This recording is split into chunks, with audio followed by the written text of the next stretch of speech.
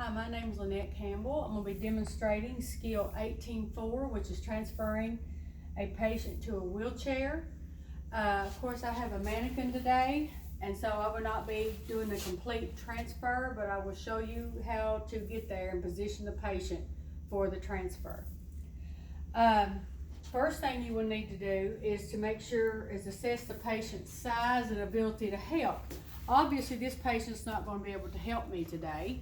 So I would know, just like with some of your real patients, that I will be doing this pretty much on my own.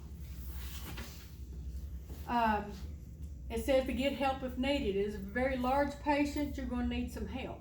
Okay, but anytime you're transferring a patient, if you have an extra person, it's always going to be a bonus. It says place the wheelchair parallel to the side of the bed. That's what I've done. And both wheels are locked. You can see that both wheels are locked. And then I have both of the foot pads out of the way. You don't want to hit the patient's ankles with those.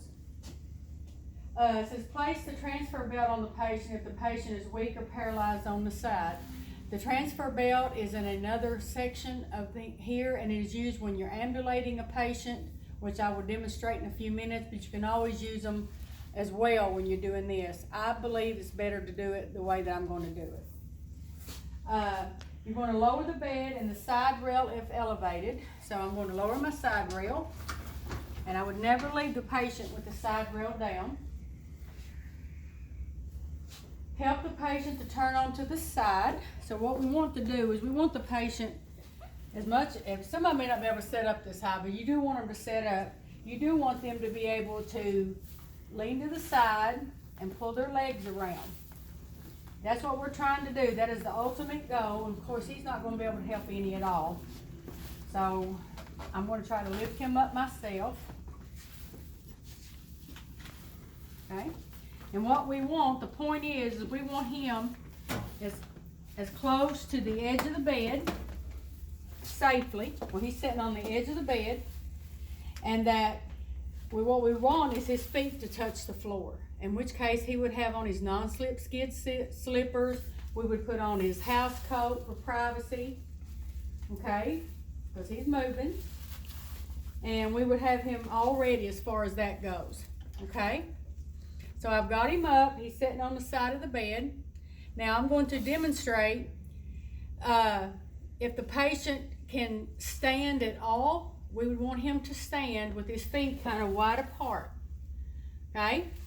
That is on the step number 15. Brace the patient's legs with your knees, which are slightly flexed. I'm fixing to show you that. This provides a base of support. Place your arms under the patient's axilla and put your hands on the patient's scapula. So what that's saying is while he's sitting here like this, I'm going to put my knees right here in front of his. His feet are flat on the floor.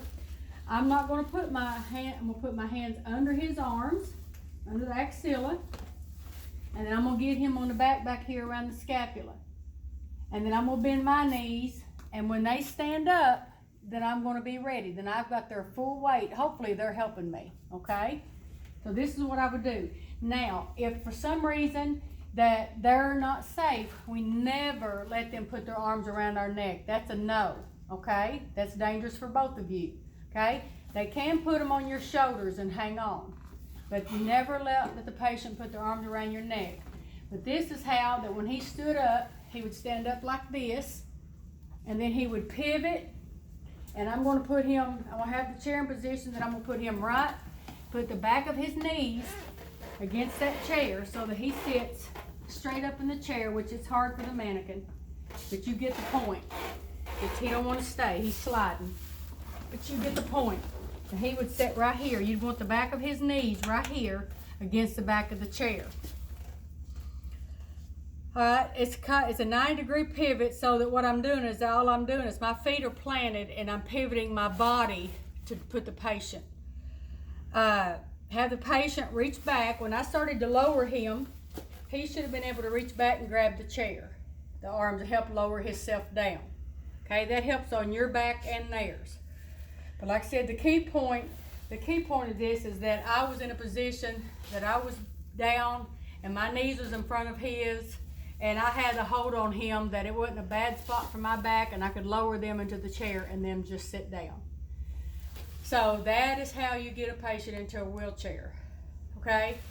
The reverse is just the same, okay? You're gonna do the same thing. You're gonna have the bed ready for them. This is usually when their bed would be changed. And you're gonna stand in front of them again. Hopefully they can assist you some. And we're gonna lift him right back up. Here we go. Right to that pivot. We'll get him up here. Once we get them up on the edge of the bed, then they're safe. And then we can start turning them back around. Like I said, usually when they're getting in a wheelchair like this, the patient is able to assist, but of course I'm using a mannequin. And I will straighten him up. Get him up in bed. There you go, Mr. Jones. Did you enjoy your little trip? I bet you did. There you go. Trying to maintain privacy, of course. But that was kind of awkward with the mannequin, but you get the point. Always follow your steps, step by step with your book, and practice. It is much easier with a living person. But that's how you do it. Thank you.